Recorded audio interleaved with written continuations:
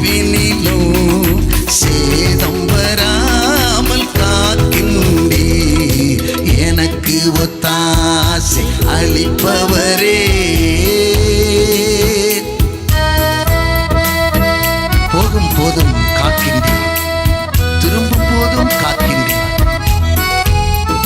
இப்போதும் எப்போதும் என்னாலுமே என்னை காக்கிறவராயிருக்கிறேன். 42ஆம் சங்கீதத்திலே 4ஆம் வசனம். முன்னே நான் பண்டிகையை ஆசரிக்கிற ஜனங்களோட கூட நடந்து கூட்டத்தின் களிப்பும் துதிமான சத்தத்தோட தேவாலயத்திற்கு போய் வருவேனே. இவைகளை நான் நினைக்கும் போது என் உள்ளம் எனக்குள்ளே உருகுகிறது. மன்னாவினுடைய தலைப்பெனவிட்டு சொன்னான், தேவாலயத்திற்கு செல்வோர் களிப்புடன் வருவார்கள். தேவாலயத்திற்கு போவோம் வாருங்கள் என்று சொன்ன போது நான் மகிழ்ச்சியாயிருந்தேன் என்று தாவீது பக்தன் சொல்லுகிறார். 122ஆம் சங்கீதத்திலே 1ஆம் வசனத்தில் தேவாலயத்திற்கு செல்வோர் களிப்புடன் வருவார்கள்.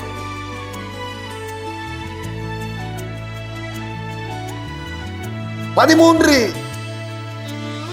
ஆண்டுகள் உபத்திரவப்பட்ட கூனி ஒருத்தி தேவாலயத்திற்கு சென்ற பிற்பாடு அங்கே ஆண்டவர் அவளை கண்டு மனதுருகி அவளை ஆண்டவர் சுகமாக்கினார். அங்கிருந்து அவள் களிப்புடன் வந்தாள் என்று சொல்லி நான் பார்க்கிறேன். கேட்கிற தேவச்சனமே, சும்பின கையை உடையவன் அவன் ஆண்டவருடைய கண்களிலே பட்டான், கை மறு கையை போல சுகமாயிற்று என்று சொல்லி பார்க்கிறோம். யாரெல்லாம் தேவ ஆலயத்திலே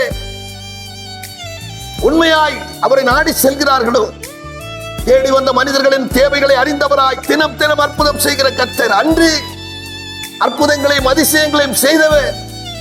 எத்தனையோ பேர் அவரிடத்திலிருந்து பலன்களை பெற்றிருக்கிறார்கள்.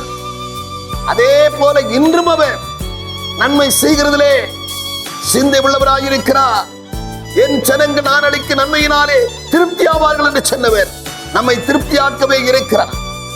எப்படி அன்னால் தேவ சமூகத்தை நாடி வந்து செபித்த பிற்பாடு அவருடைய சமூகத்திலே தன்னுடைய இருதயத்தை ஊற்றி விட்ட பிற்பாடு அங்கிருந்து கடந்து வரும்போது களிப்போடு வந்தார். செபத்திற்கு ஆண்டு பதில் கொடுத்து விட்டார் என்று சொல்லி, அதற்கு பிறகு அவள் துக்கமாக இருக்கவில்லை என்று சொல்லி வேதம் சொல்லுகிறது. அவனை கேட்கிற அருமையான தேவச்சனமே, நீங்களும் தேவாலயத்திற்கு உண்மையாய் செல்வீர்கள் என்று சொன்னார்.